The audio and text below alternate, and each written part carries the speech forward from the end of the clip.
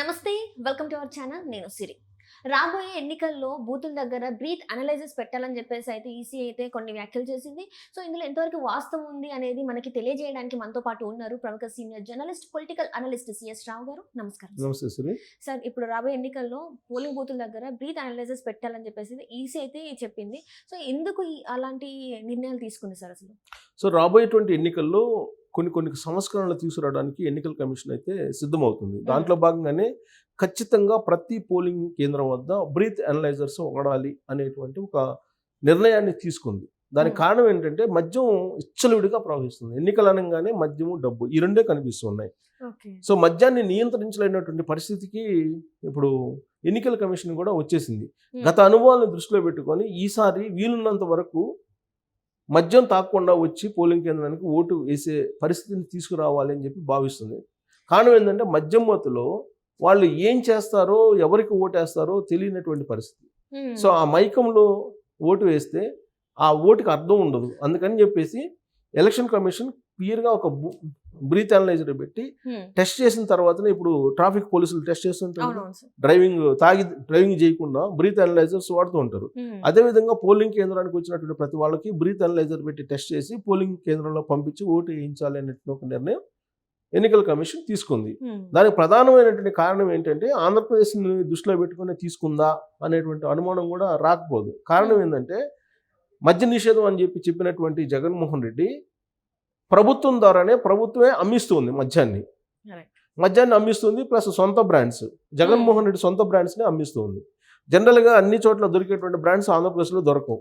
కేవలం జగన్మోహన్ రెడ్డి చెప్పినటువంటి బ్రాండే బూము, లేదంటే ఆంధ్ర గోల్డ్, ఇలాంటివి మాత్రమే అక్కడ అందుతుంది. అక్కడ లభించేటువంటి బ్రాండ్స్ ఏవి కూడా మిగతా రాష్ట్రాల్లో లభించవు. మిగతా రాష్ట్రాల్లో దొరికేటువంటి బ్రాండ్స్ ఏవి కూడా ఆంధ్రప్రదేశ్లో దొరకవు.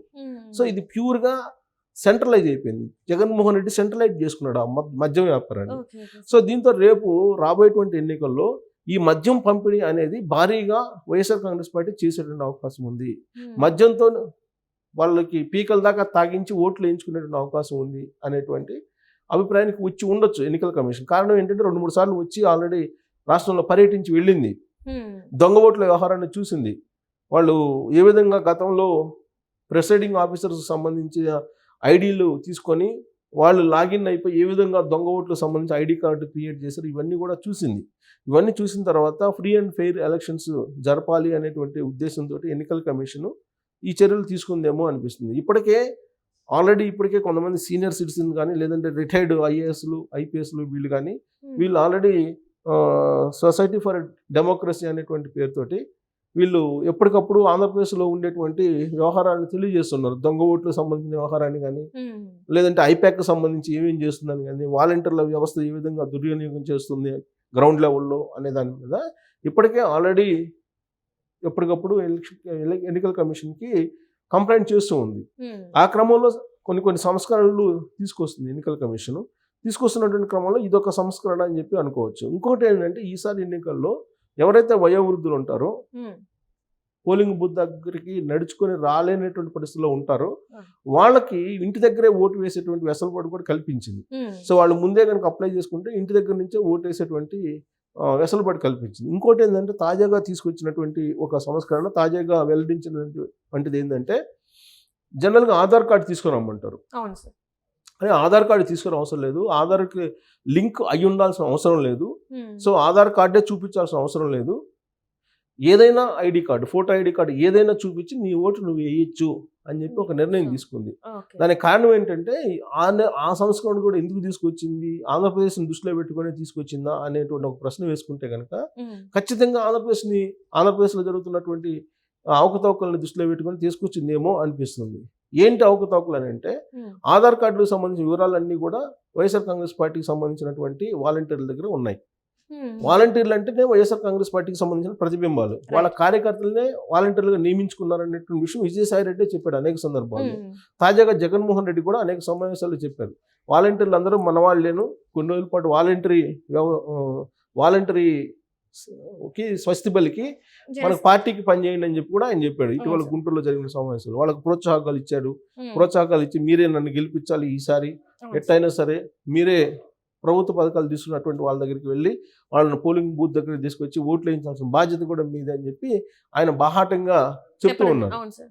సో చెబుతున్నటువంటి పరిస్థితుల్లో ఇప్పుడు మొత్తం డేటా మొత్తం కూడా ప్రతి ఒక్కళ్ళ డేటా వాళ్ళ యొక్క మొబైల్లో ఉంది. వాలంటీర్ల దగ్గర మొబైల్ ఉంటుంది. వాళ్ళ మొబైల్లో ఎవ్రీథింగ్ వాళ్ళ మొత్తం ఎవరెవరు డేటా ఏంటి, ఎవరెవరు ఏ లబ్ధి పొందారు, ఎవరెవరికి ఏ సంక్షేమ పథకాన్ని అందించాము, వాళ్ళ ప్రొఫైల్ ఏంటి, వాళ్ళ ఆదాయం ఏంటి, మొత్తం ఉంటాయి. వాళ్ళ ఆస్తులు ఏంటి, వాళ్ళ ఆదాయం ఏంటి, మొత్తం వివరాలు.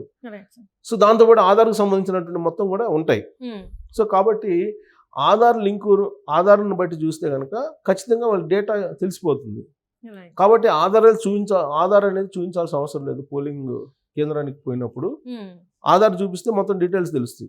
సో ఆధార్ చూపించాల్సిన అవసరం లేదు. ఏదో ఒక ఫోటో ఐడి చూపించేసి నువ్వు పోయి ఓటేసి అనేటువంటి ఇంకొక వెసులుబాటు కూడా ఎన్నికల కమిషన్ ఆల్రెడీ గతంలో కూడా ఉంది, ఇప్పుడు మళ్ళీ చెప్పింది. ఎందుకంటే ఖచ్చితంగా ఆధార్ తీసుకురామని చెప్పి చెబుతున్నారు ఆంధ్రప్రదేశ్లో.